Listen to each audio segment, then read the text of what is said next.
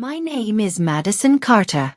I'm 42 years old, originally from a small town in Pennsylvania but living in Chicago for the past 20 years. I'm the kind of person people describe as dependable, hardworking, and always there when you need her. I've spent the better part of my adult life climbing the ladder at a mid-sized marketing firm called Bright Line Strategies. I started as an entry-level assistant, fetching coffee and managing schedules, and over the years, I worked my way up. 15 years. That's how long I gave them. Loyalty, long hours, sacrifices. I built my life around my job. It wasn't glamorous, but it paid the bills and gave me structure. I made friends, learned new skills, and became part of the family. Or at least, that's what I thought. At home, things weren't perfect, but they were good enough. I live alone now, but back then, I shared a small apartment with my cat, Daisy. I didn't have a partner. Not because I didn't want one, but because work consumed most of my time. And honestly, I was tired of dating. My closest relationships were with my coworkers, my book club friends, and Daisy, who, let's be real, never judged me for binge-watching crime shows on Netflix at 2 a.m. I'd tell people I was fine. But sometimes when the lights went out and the silence hit, I'd wonder, was this all I was meant to do? Work was my life. Brightline wasn't a Fortune 500 company. We were that in-between agency where you wore multiple hats and survived off caffeine and deadlines. It wasn't always easy, but I thrived in that environment. I loved the creativity, the chaos, the sense that every project mattered, even when it didn't. My boss, David Hunter, was sharp, intimidating, and demanding. He had a way of making you feel like you needed to earn every inch of respect. He wasn't cruel, but he wasn't warm either. Still, I admired his vision and was grateful for the opportunities. Over the years I built trust. I handled key accounts, mentored younger employees, and kept projects afloat when things spiraled out of control. People often joked that I was the glue that held the team together. I wore it like a badge. But slowly, cracks started to show. It didn't happen overnight. First, meetings began excluding me. I'd walk into a conference room, only to realize that decisions had already been made without me. My suggestions, once welcomed, started getting ignored or shot down. Emails went unanswered. Then, new hires started coming in. Fresh faces, younger, eager, and full of ideas that, suddenly, everyone seemed to love. I told myself it was normal. Companies evolve, teams refresh, and leadership wants to bring in new blood. But it kept happening. At some point, I realized I wasn't being asked for input anymore. It wasn't that they didn't value me. It was that they didn't need me anymore. The first time I got nervous was when I overheard David on a call. "I'm thinking we need to restructure the senior team," he said quietly, not realizing I was nearby. "Yeah, it's time for fresh leadership," another voice replied. I froze. Fresh leadership? Was that code for get rid of me? I brushed it off for weeks, convincing myself I was overreacting. But then came the performance review. David's eyes didn't meet mine.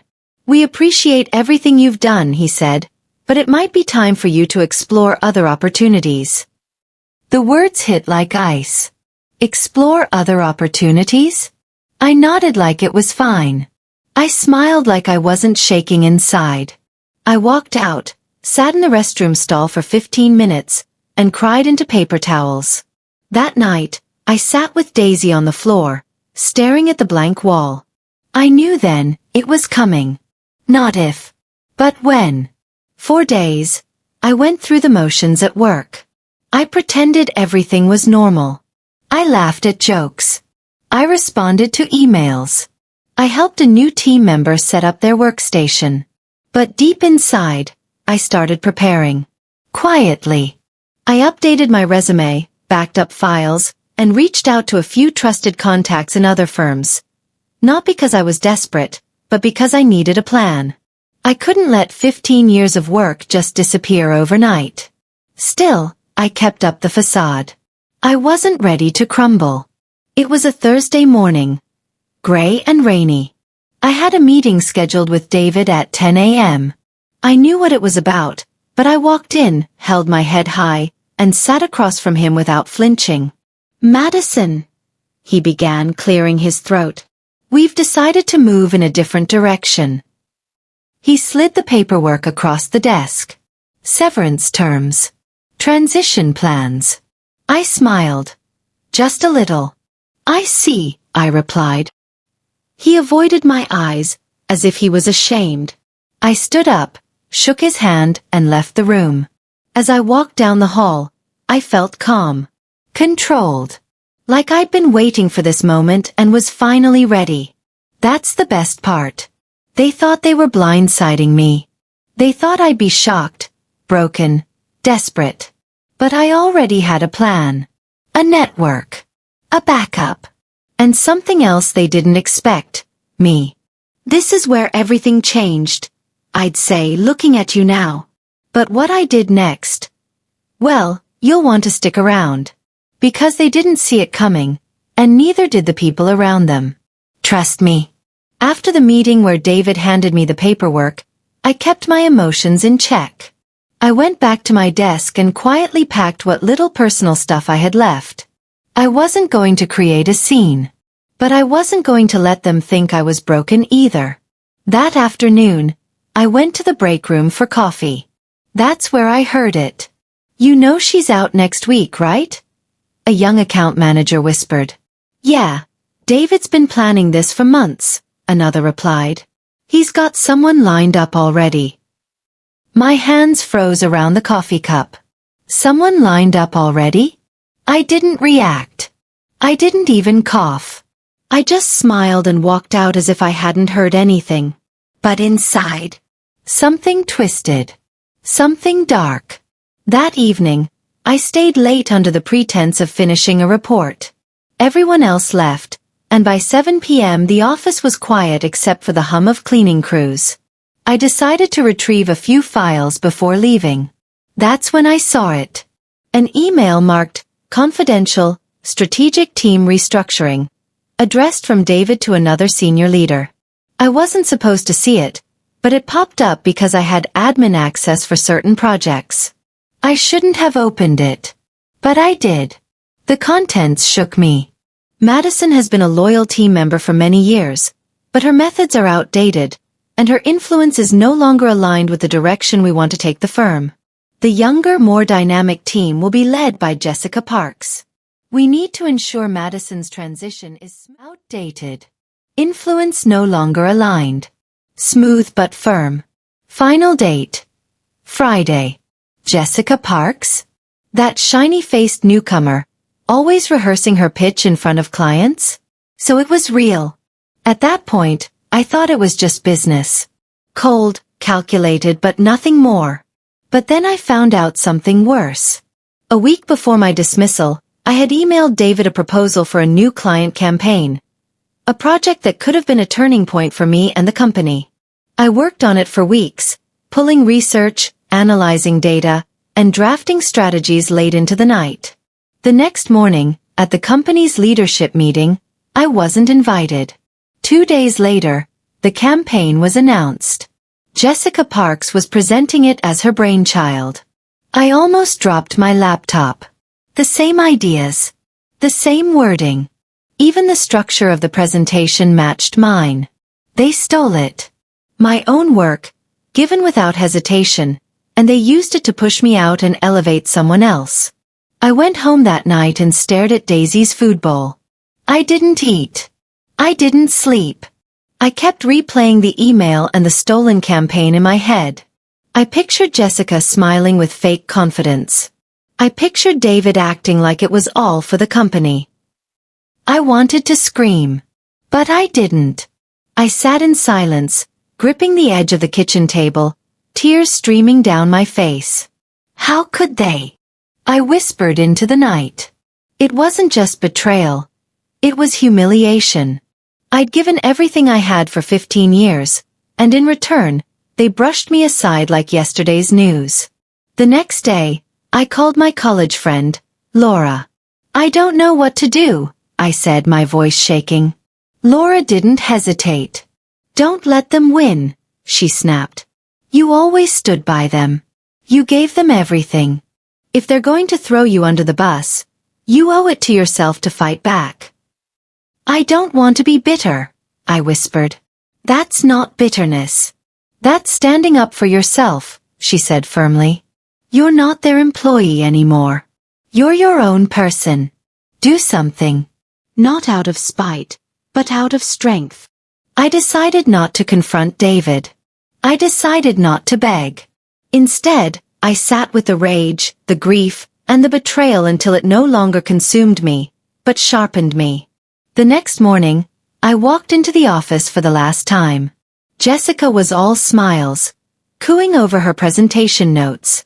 Madison. So good to see you. We'll miss you, huh? She chirped. I smiled back. Of course, I said sweetly.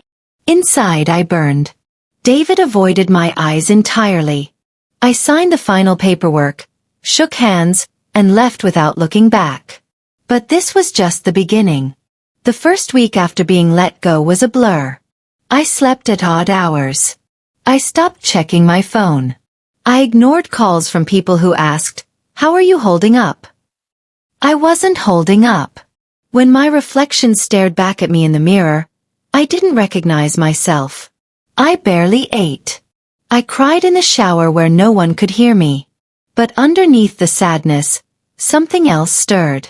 I'd always been the kind of person who'd help others, even when it hurt. I gave my time, my energy, and my heart without question. And now I saw it clearly. They took everything. And worse, they laughed while doing it. One night, around 2 a.m., I was sitting at my kitchen table with a glass of whiskey. The silence was deafening. I kept seeing Jessica's smug smile. I kept hearing David's condescending tone in my head. And then it hit me. They think I'll be nothing without that job. They think I'll break. They think I'll disappear. That's when the anger shifted into something colder, something more deliberate. No, I whispered to myself, staring at the empty glass. I'll make them regret every second they thought they could get away with it. I started small.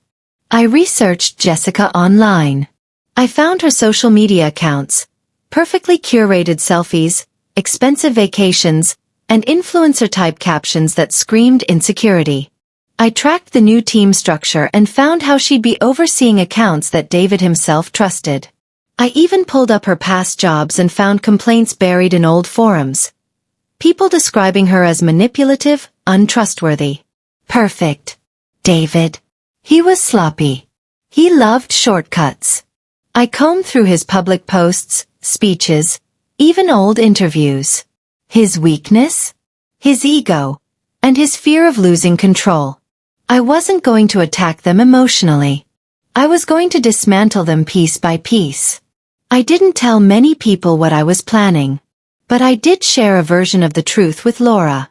Over coffee one afternoon, I finally opened up. They stole from me, I said, staring at the table. Laura's eyes filled with fire. So make them pay. It's not about revenge for revenge's sake, I explained. It's about showing them that betrayal has consequences. Laura nodded. Just make sure it's smart. Slow burns are the best kind. Her words stuck with me. I knew if I wanted them gone, I needed more than fury. I needed facts. I discreetly contacted a former colleague who still had access to the internal reporting system. Without being obvious, I asked if they could send me copies of projects I had contributed to and how credit was reassigned. The response came the next week. It confirmed everything. David and the leadership team had reassigned credit to Jessica on at least 3 projects that were originally mine. Invoices were altered. Budgets were repackaged to make it look like I hadn't contributed. It was beyond unethical. It was criminal. I printed every document, saved copies in multiple locations, and backed everything up in the cloud. I was ready.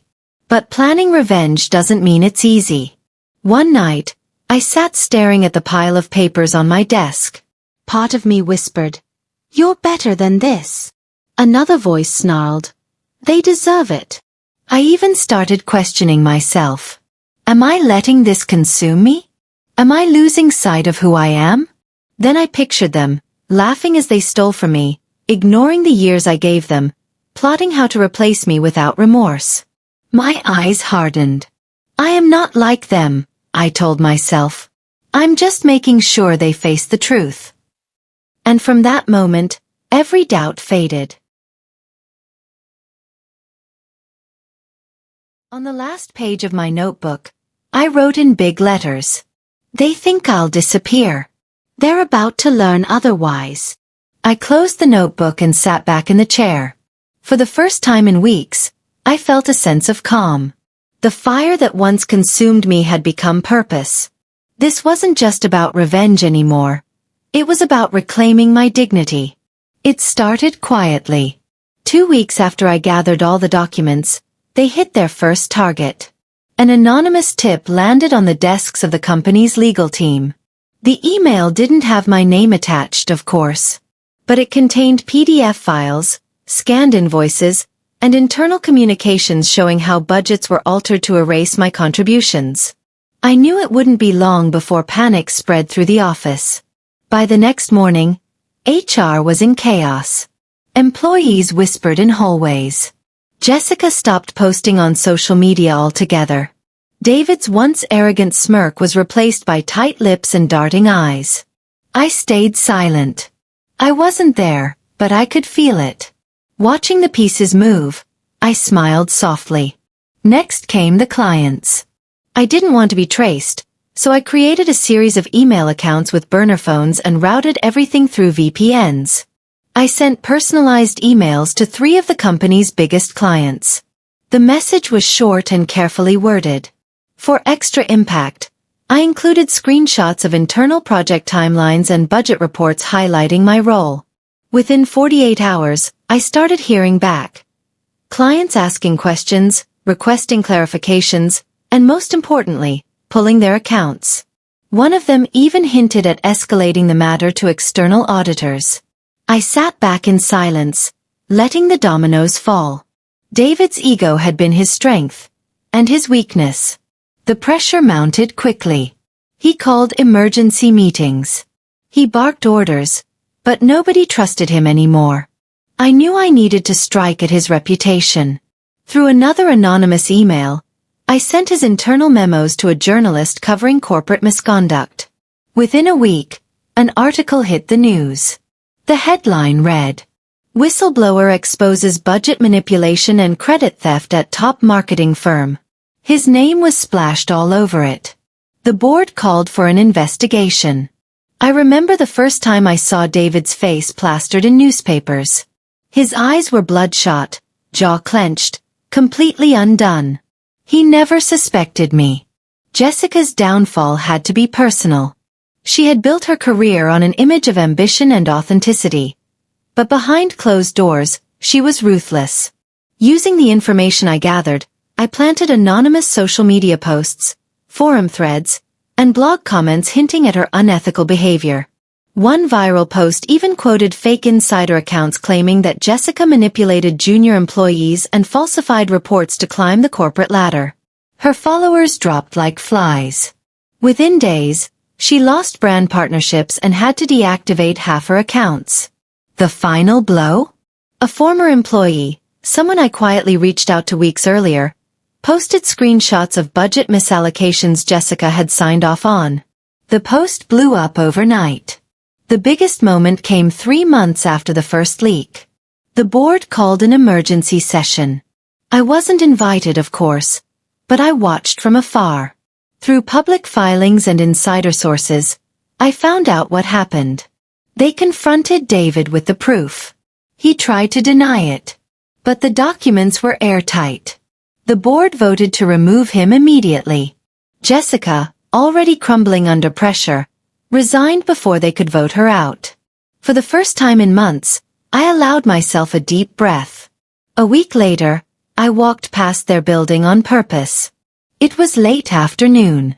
The glass doors reflected their frantic faces as security guards escorted Jessica and David out. Their belongings were hastily packed. Their eyes avoided each other. I stood there for a moment, watching. There was no shouting. No scenes. Just silence, and a deep, satisfying collapse. I turned away without a word. I couldn't resist adding one last touch. I mailed 2 letters. One to David. One to Jessica. Inside each envelope was a single sheet of paper with just one line. You thought I'd walk away. No name. No signature. But when they read it, they knew. People often ask me, did it feel good? Did I celebrate? Honestly, it wasn't fireworks or wild celebrations. The first time I slept peacefully without anxiety, that's when I knew I'd won. There's a certain power in knowing you took control, not with rage, but with precision. 4 months afterward, I kept expecting guilt to wash over me. It didn't. What came instead was clarity. They thought they could destroy me. But I rebuilt myself stronger.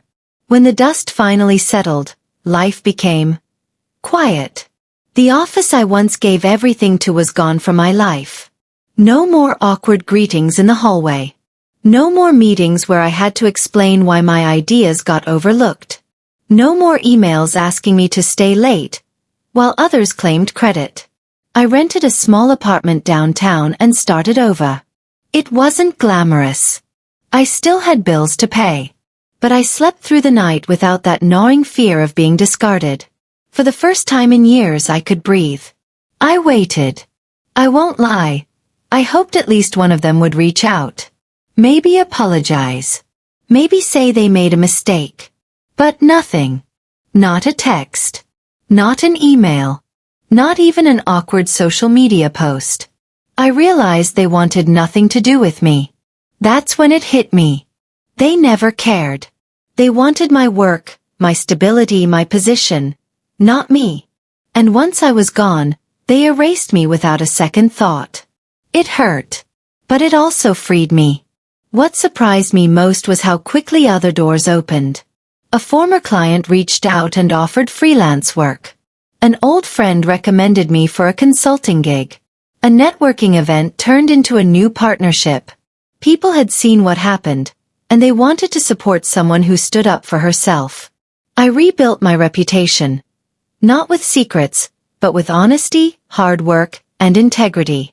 It felt strange at first, but it was worth every late night and tough conversation. Here's the part one thing people really want to hear. Did karma come after them? Absolutely. David's reputation never recovered. He tried to find another position, but the whispers followed him. Jessica's personal brand collapsed. Influencers distanced themselves. A few months ago, I saw an article about her career spiraling into obscurity. It wasn't instant. It wasn't loud. But it was real. And it wasn't because I wished it. It was because of the choices they made. Life has its way of balancing itself out. So if you're sitting there wondering, is revenge worth it? Should I burn bridges? Should I hold it all inside? Let me tell you, it's not about hurting others. It's about protecting yourself. It's about standing up when you've been pushed aside. It's about taking back the power that was stolen from you. Not with screams, but with a steady hand and a sharp mind. You don't need to play their game. You just need to play yours. At the end of the day, I'd say, looking directly at you, what matters is how you come out of it. Not broken, but stronger, smarter, more self-aware. I lost a job, a marriage, and a place I thought I belonged, but I gained something far more valuable. Control over my own life. If you're watching this because you're hurting, I see you. And I promise, you're not alone. You're stronger than you think. Trust that. Fight for yourself. And when you win, stand tall and let your silence be louder than their lies.